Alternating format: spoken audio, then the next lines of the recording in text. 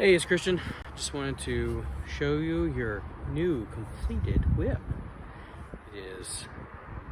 I'm very proud of myself, let's just say. It's amazing. I'm gonna crack it a few times, show you a little bit about it, and yeah, show you how it works. Be in the mail here shortly.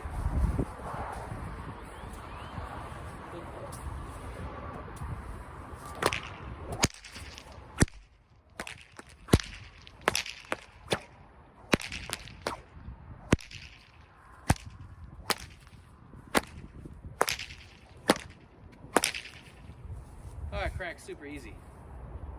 Just love the way it flows.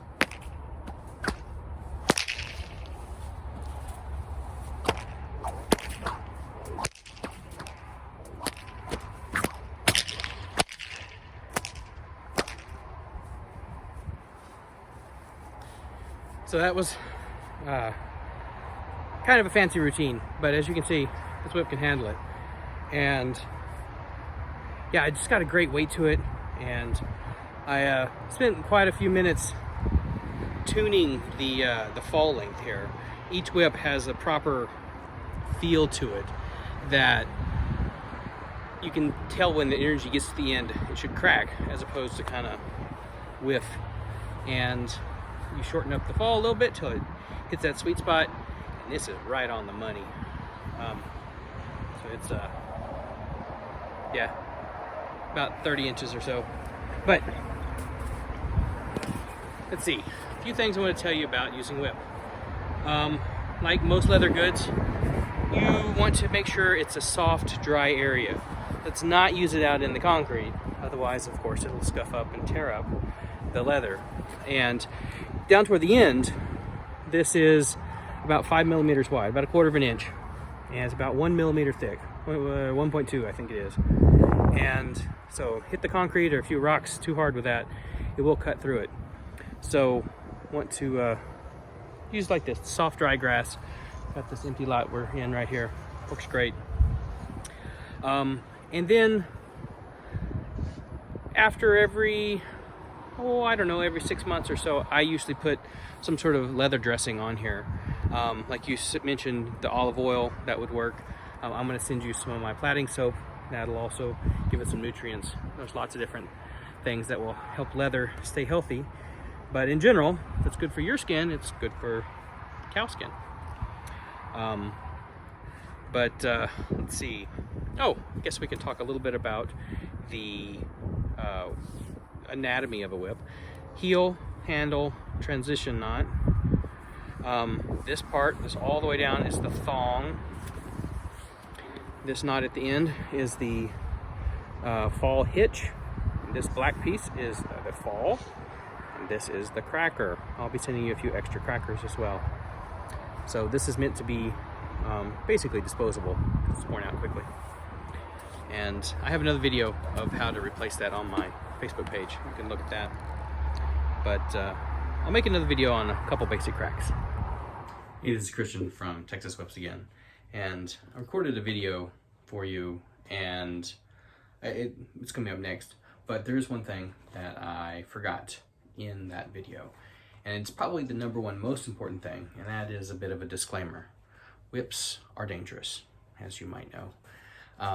And I know, don't just roll your eyes, but it is important, especially when you're learning, to wear a little bit of safety equipment.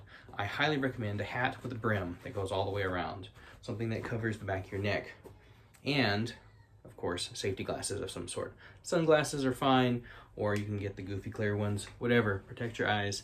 I have caught myself across the cheek, the lip, the eyelid, and every time I've been so thankful that I was wearing my glasses. I always practice with my glasses. I did not wear them when I made the video a few minutes ago, and I almost went and deleted it, but I want to get this out for you. But I always practice with my glasses, and I just wanted to have better see the camera, whatever. It was a bad excuse, I shouldn't have done it. Always wear your glasses when you're using a whip. It can be very, very dangerous, and people have put their eyes out. The tip of the whip is going hundreds of miles an hour, fast enough to break the sound barrier. It can cut skin, it can break bone if you hit it just right. I actually have a small scar in my arm here where I put the knot of the cracker into my shoulder. I was trying to do some dumb tricks and cut a newspaper rolled up over my shoulder. And yeah, sunk it right into my shoulder. So be safe, wear a hat. While you're learning, maybe wear long sleeves. I'm wearing jeans and boots. Real common for the whip to come up behind you and then you come around and across the back and catch your calf. Hurts. Even in the dead of summer, my wife sometimes will wear a big fluffy coat when she's out there cracking, trying to learn a new trick. Gloves, sometimes, that sort of thing. But bare minimum, get yourself a hat and glasses. Thanks. Okay, let me show you a couple of basic cracks. So the most simple one is the what's known as the cattleman's crack. Let's do up, forward. To the front, looks like this. So you want to swing it, start with it behind you, and swing it up and over. That's the first step. And you want to think about it when it's extended straight out behind you. You want to cast your hand forward. Just like that.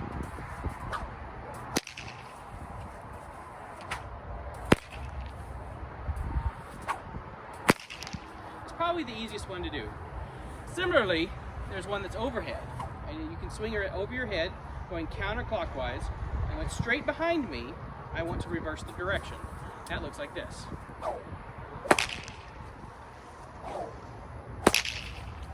This is the overhead crack.